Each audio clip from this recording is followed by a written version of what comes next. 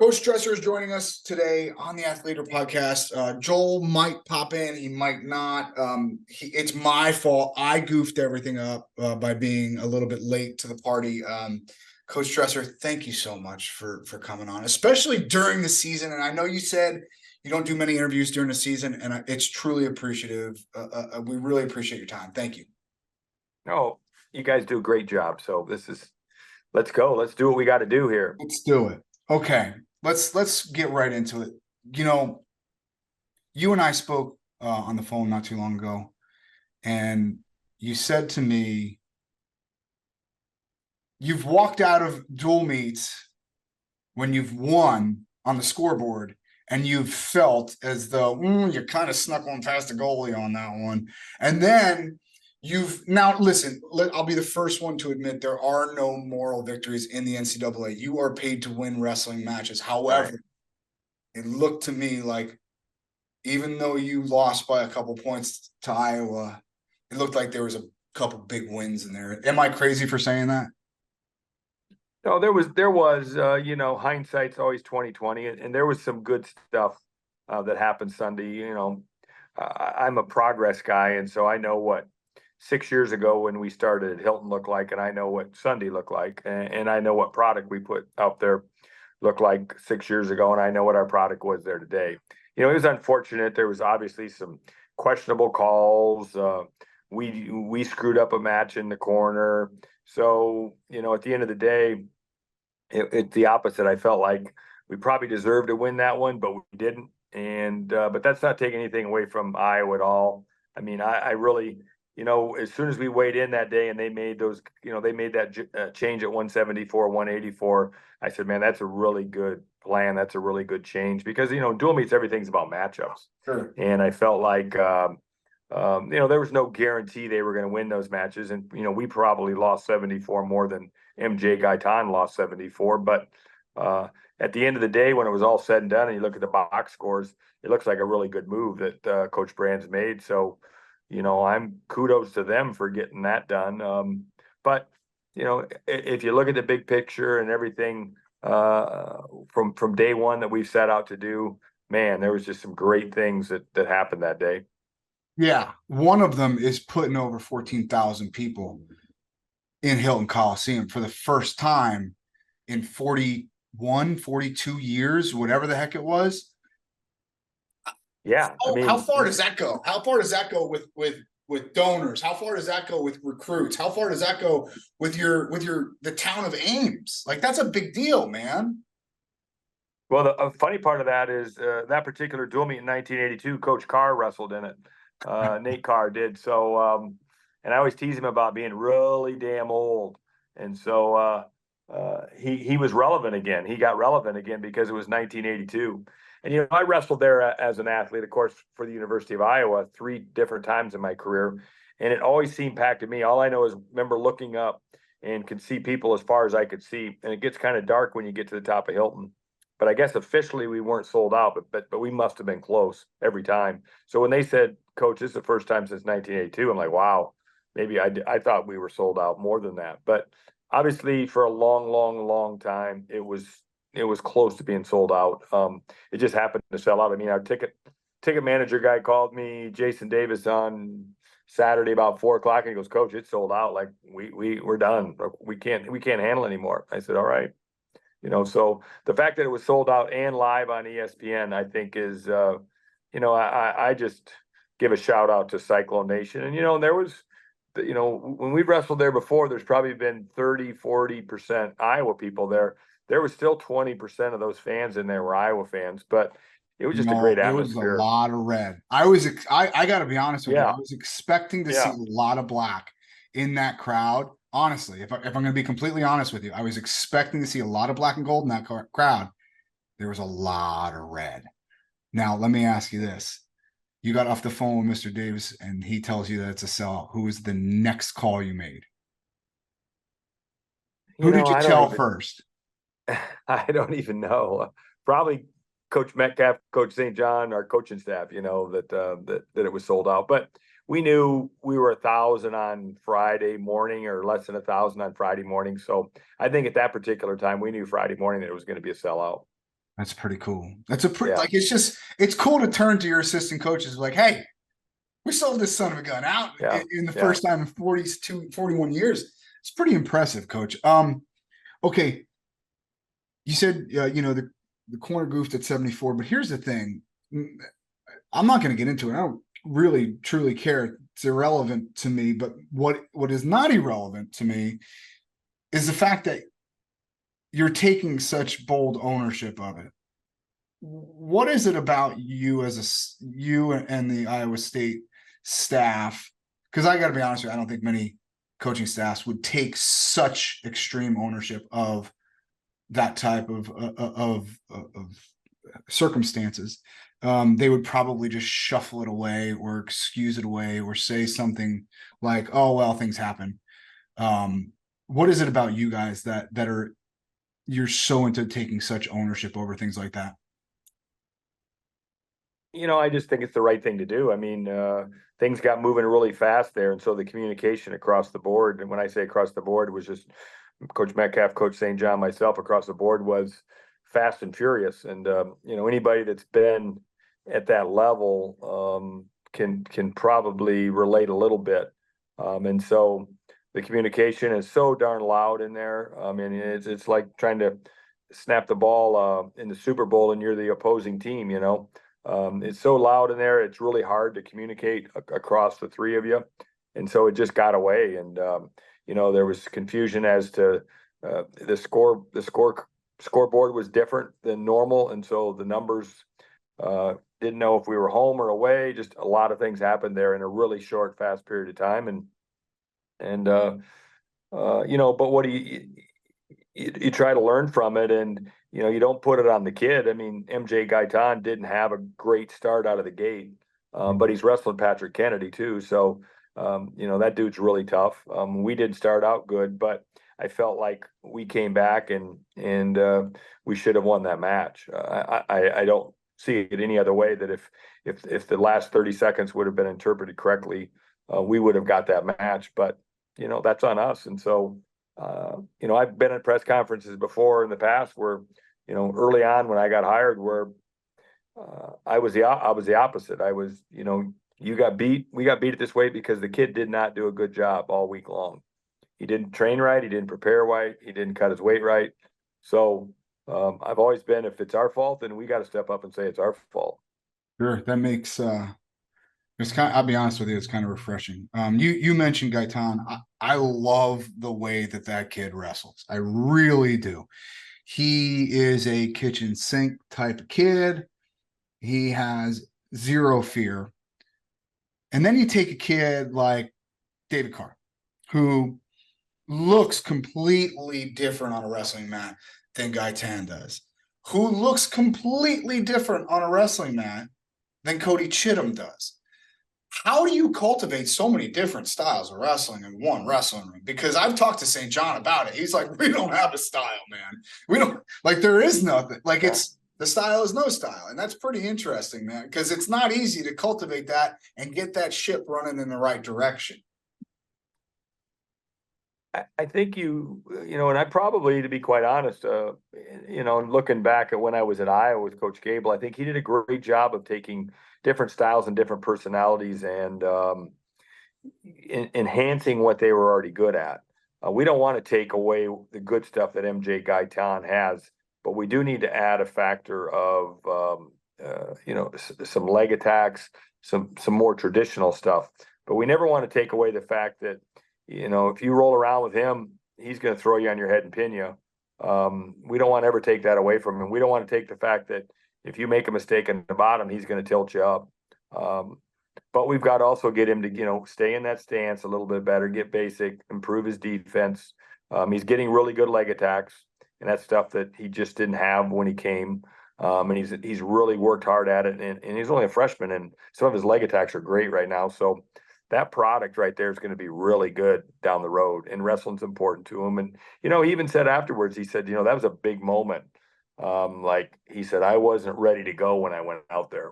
We always try to assess afterwards. We have conversations with our kids like, hey, what do you think? You went out there, what were you thinking? What would you do different? And he's like, I just wasn't ready to go. Like, I wasn't ready to step in front of 15,000 people. Yeah. Talk to me about Chittum, because he is pretty fundamentally sound. He's the opposite end of the spectrum, right? He's probably head hands as solid as Yeah. it's going to get as a freshman, right? Kid walking in into your room. What do you have to add to a kid like that? Do we have to just explain to him that you need to open up more, or what does a kid like that need? Cody's super solid on the bottom, super solid on top. So his mat game is really good. Just get him to get to the legs more. More of a go-to shot. Just to keep developing that. He's got really good defense. But as you saw, if you sneak one takedown in on him, you give yourself a chance. But he's wrestling the top level guys. I mean, that was the 2 ranked guy in the nation, and obviously it was very questionable who won that match. But let's just say it wasn't questionable at the end. And you lose that match, you go back up and you figure, well, how'd you lose that match? Well, you didn't get a takedown. And so you can have the greatest bottom game in the world, but ultimately you got to go get takedowns. Yeah, you said questionable. And again, I heard the press conference. I'm not going to have you talk about whether you think it was a takedown and whether it be, 41 or at 57, as far as I'm concerned. They both looked, from where I was standing, like takedowns, but that's irrelevant too. It doesn't matter. But what I think we can take from the situation moving forward is that the review process is not perfect. It's not perfect. It reminds me of asking a middle schooler to grade their own test. Yeah, I've never heard it that way, but that's and those guys that are blowing the whistle, they're given a system, and so they're playing by the system they're given. But I think we're probably to the point, and I even heard Terry Brand say the same thing afterwards, that we're to the point now, if we want to make our sport even better, and that's just the evolution of anything, is try to make it better, we need an independent reviewer. We need something, because like you said, asking a middle schooler to grade their own test, they're going to get an A, right? They're going to get an A+ for a lot. Every time. Every time. In fact, give them the answers, right? The fact that we take the guys that making the call, that go look at the call, to come back and say, yeah, in front of 15,000 people on ESPN, I made the wrong call. We're going to change that call, and the other guy wins. Okay, that's a tough thing to do, but it's not a tough really thing to tough do. thing to do. That's a tough thing to do, and so people, I caught a lot of hell at 41. But the one thing that's been very clear to us this year, and they drive it home strong in every pre-meet officials meeting, that when they come into our locker room, is that, guys, reaction time's gone. So we're gonna, when we wrestled Wisconsin, the official that came in, he was like, I'm just telling you, I'm gonna make it really hard for you guys to score that takedown. Like, you're gonna really have to show control. And we've heard that consistent message all year, because last year was a hand touch. In both those situations, those matches would have been won for us if the rules were last year, because it's just a split second. Now they want control, and so they've kind of went the other way, and that they're really, really trying to get control. So I'm not in front of anybody saying that those referees made terrible bad calls. It's tough in their role, but I don't think you want to put those guys under the gun and make them go to the table, and in a questionable situation overturn it. So at 141, we could have went to the table. They did have some error there on their part, human error, where the assistant ref hit the head ref in the butt a little bit early. So that kind of messed things up at the end of the match. So the timing was off there, number one. But I also could see from where I was that I take that to the table. They should have taken it to the table probably. But if I take that to the table with this year's rules, in my experience, I lose 99 out of 100 times. Yeah. And so I'm at the very beginning of a dual meet and thinking about, a brick, and needing a brick. That was a part of the reason. I looked both those guys in the eyes and said, hey, you guys need to go look at this. You guys need to go look at this. Neither one of them want to go look at it. So I've been doing this a while. When they are so adamant that they don't want to go look at it, I've lost 99 out of 100 challenges in those situations. If I can get a referee to go to the table and look at it, then I got a chance to win. Mm-hmm. But if I can't even get them to go look at it on their own, and they also come to us all the time and go, hey, we don't want you to throw your brick, coach, unless you got to throw your brick. So we're going to go to the table and look at it if it's even close. That's the words we get from the officials. So again, I'm being very clear in that it's a tough job. It's a tough call. I think both those guys are good officials. It was just to put those guys in a tough spot. And I think looking at the videos afterwards, even I didn't even get to see them real time until Monday. I would have called it different, but again, I wasn't the guy calling it. Yeah, no, I hear you. And the rule changes are such this year that it does make things trickier, I guess. I don't know how else to say it, but it certainly adds another wrinkle, right? Because it's not a bomb hits and you're it's 3 points, which brings me to my next question. How are we feeling so far? It's December tomorrow. How are we feeling so far about the 3-point takedown? I don't have a problem with it. I don't really think it's changed many matches between the close matches, the guys that are really close. Right, I think the best guy is still going to win. I really do. I think what you see, and it's pretty evident, is look at our first 3 dual meets or 2 or 3 dual meets. It's a lot easier to bonus. It's a lot easier to major and a lot easier to tech, and you can get matches over quicker, which adds a dimension of the dual meet. You're not looking at 3, 3, 6, 6, 9, 9. It's more like 9, 10, 14, 11. I don't have a problem with it at all. I think you're going to see the best guys are going to figure out how to win in the close matches. That's just my 2 cents. Yeah, that's fair. You want to talk about close ones? David Carr beats Keegan O'Toole twice last year, loses to him in the NCAAs. What does he have to do to win when it matters the most at the NCAA tournament? Well, we didn't do a good job managing our day that day. And we didn't have the energy we needed to beat Keegan O'Toole in the finals. David Carr is a special kid. And he'd be the first to tell you that he's a very social kid, and he is one of the most well-liked athletes ever at Iowa State. He's just a giver. He's a giver. So if 9 reporters call him and want him to comment or do an interview, if I don't remind him every now and then, he'll take all 9 interviews. Right. And I think we were probably a little bit guilty of that last weekend, where our energy wasn't quite where we needed it to be. Because I know when he was dialed in at the Big 12, and we managed those 2 days really well in terms of rest, in terms of getting off your phone and getting your phone on airplane mode, which we preach a lot. He was really dialed in. Now, he could have, Keegan O'Toole could have made the adjustments, but that wasn't the same David Carr in the NCAA finals that was in the Big 12 finals. I don't think anybody that knows wrestling could say that.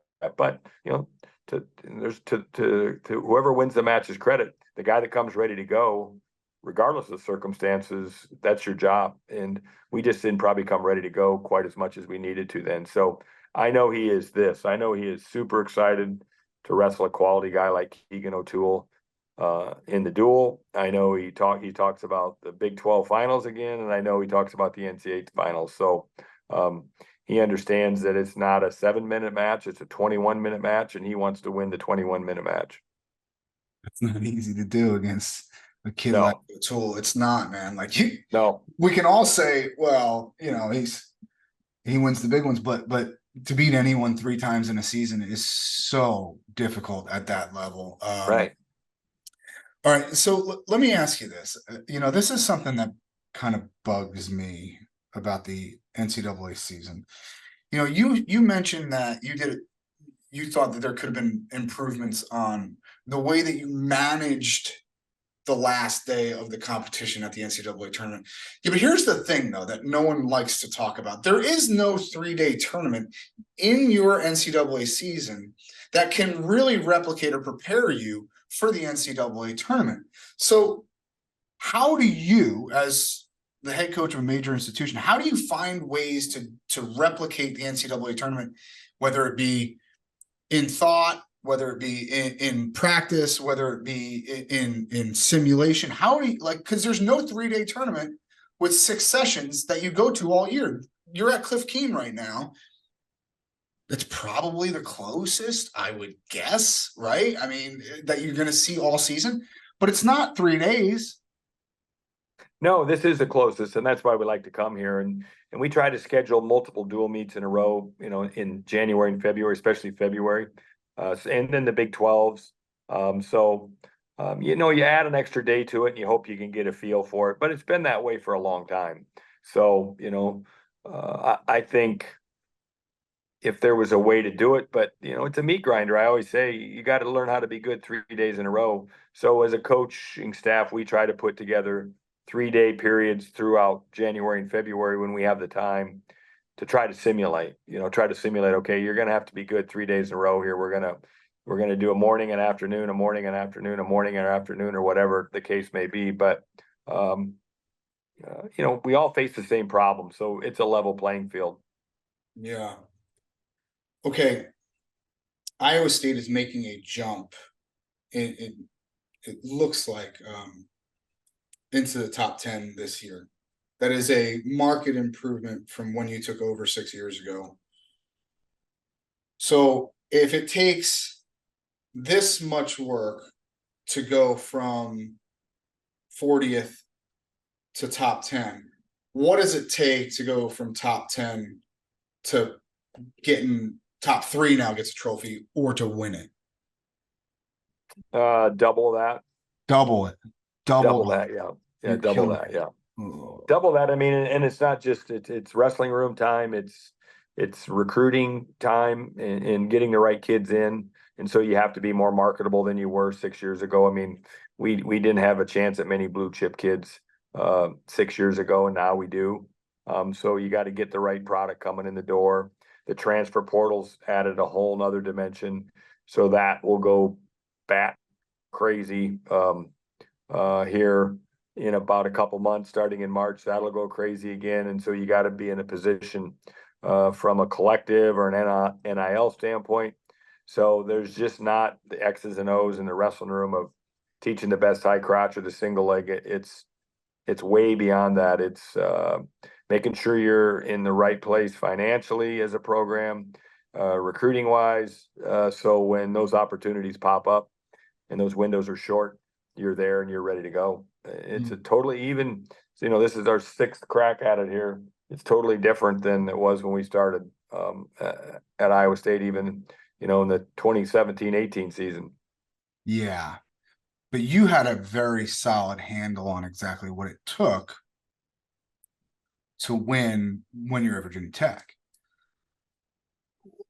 What's different? Like, it seems as though your rise in Ames, it looks a little bit more supported, a little bit easier for you to kind of manage than it was for you in Blacksburg.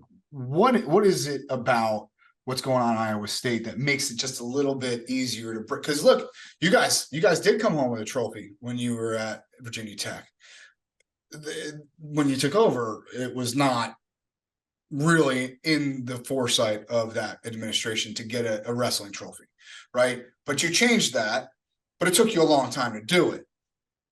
Now, if you walk away with a trophy this year, I don't think anyone's going to be super flabbergasted. I will say this though, doing it in 6 years from where it started is pretty impressive. Pretty impressive. So what is it that's different at Iowa State than at most places? Well, when the opportunity came up, growing up in Iowa, Northwest Iowa, going to wrestling matches at Hilton when I was a middle school kid, the fan base was just in place, and just use numbers as an example. If you have on average 11 or 12,000 people in the stands, which they did throughout the 80s consistently, versus going to anywhere, not just to Virginia Tech, where you average 1,200 people in the stands. All right. The income potential with 11,000 or 12,000 fans obviously is more than the 1,000 or 2,000.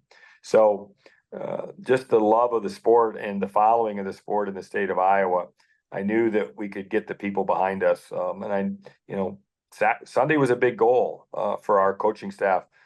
Just to get to the dual meet and to get a sold out thing means that you got a lot of people interested. And when you got a lot of people interested, you got a lot of people that want to help, and not just financially, they want to help in all areas. And you can't go compete at the highest level without a lot of help. So, we did it in our 10th year at Virginia Tech. I think we got the trophy in our 10th year. Yeah.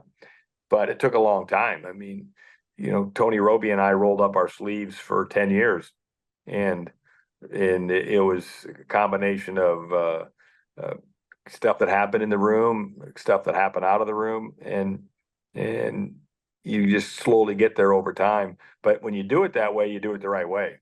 Mhm. And you got the base, and you can see what Tony Roby's continued to do at Virginia Tech, and it's been great things.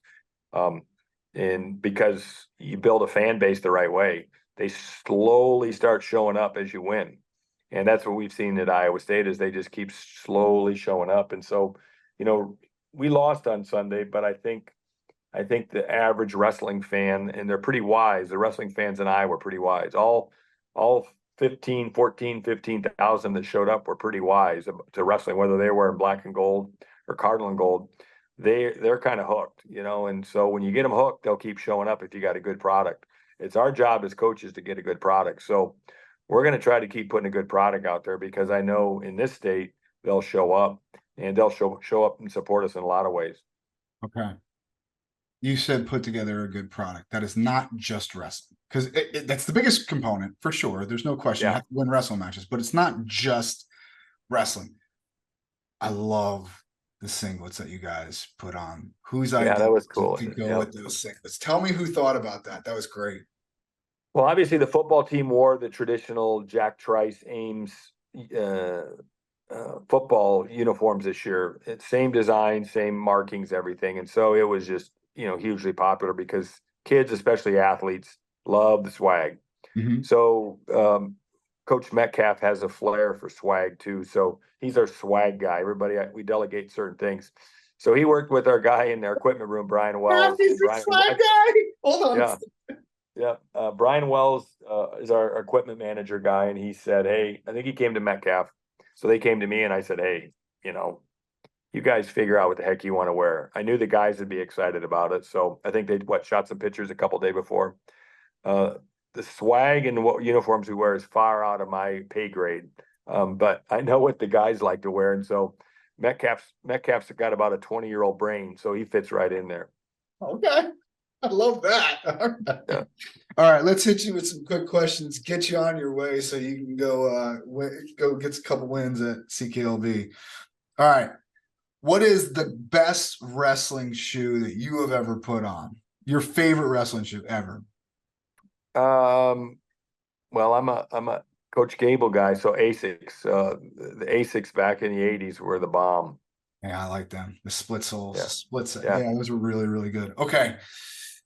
If you could change one thing about the sport of wrestling, and I'm really crossing my fingers because I think I know what you're going to say, but if you could change one thing, whether it be the NCAA's or international or whatever, if you could change one thing about the sport of wrestling, what would it be? You can wave a magic wand tomorrow and change something. Well, obviously, after what happened this weekend, it really drives home to me is that we need to get this pressure off of the referees and put together a system where we don't, in the NFL and in all these other places, all these other sports out here, they're not having the guys making the calls review the calls. So I think we're at a point now where it's just going to be good for the sport. And again, I tell Coach Metcalf and St. John and all my young coaches over the years that being a referee is hard. I don't think there's very few times I can say that I ever felt like one referee was just out to get me, whether I was at Virginia Tech or Iowa State. I just think it's a hard damn job. Yeah. I think it's a hard damn job. And so, but they're human. They make mistakes and things happen fast out there. I mean, we're talking, these D1 guys are lightning quick, and we're asking these guys to be perfect. They're not going to be perfect, but let's not ask them to review them, because that doesn't make any sense. No, I agree with that. I was really hoping you'd say dual meets as a national championships, but I think the dual meet, I think we got to incorporate that somehow. I'm a traditionalist, but I'm also, I mean, look what we did with 15,000 people in ESPN. That's a heck of a product. There's got to be, we had a great system set up maybe not a couple years ago, 8-9 years ago, where you could carry points from the dual meet into the NCAAs, and you made the best of both worlds. But it got voted down at the highest levels because a couple of the big dog coaches, kind of felt a little vulnerable, but it would have been the greatest thing for the sport. I don't even know, they're taking away team trophies from us at the NCAA tournament. I don't know how we're going to get a dual meet national championships, but I think if we want to really market the sport, it's very obvious that dual meets are the way to do it, right? Because I can't look. I'm as big of a wrestling fan as you know. I don't know that I'm going to be able to watch every single match at CKLV this weekend. Right. But you're darn right. I watched every single match in a dual meet, Iowa versus Iowa State. I mean, come on, man. Like, if we're wanting to grow this sport, I think we really have to lean into the fact that you just put 15,000 people in an arena to watch a dual meet, not to watch an open tournament, not to watch a 3-day tournament. You know, right. It seems silly to me. Okay. Anyway, last question. Who is on the Mount Rushmore of wrestling? Wow. Well, I think Jordan Burroughs and John Smith for sure. Okay. You know, I guess if you're asking the Mount Rushmore of folk style, or if you're asking the Mount Rushmore of freestyle, or if you're asking the Mount Rushmore of both. Both. In both, it's the two that I just mentioned. Uh-huh. Somebody's calling me here, so I gotta. You got it. Did I go sideways on you? No, you're good. Okay, I'm good. Okay, you're sideways on me.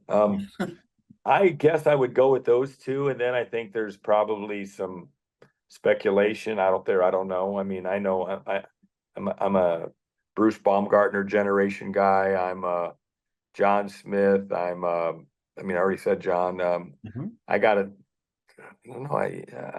I think after that I probably screwed up. The fourth one is always the problem. Kale, JB, John, and Bruce.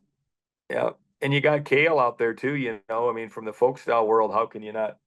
And then you got Gable, you know. So maybe you could split Gable and Kale up because they're both Cyclones, right? So we could do like 1 week Gable could be the guy, and the next week Kale could be the guy. How's that? Not that easy to mess with the stone like that, Coach. Oh, we can do anything. You could do anything in this day and age, right? That's you can true. do anything. So we'll superimpose it with AI. Yeah. Odd All weeks right. it's Gable, and even weeks it's Kale. How's that?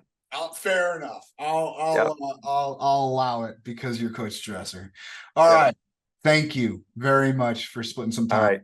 I really appreciate it, and good luck this week. Nope. I appreciate you. Thanks. All right. Take it easy, Coach.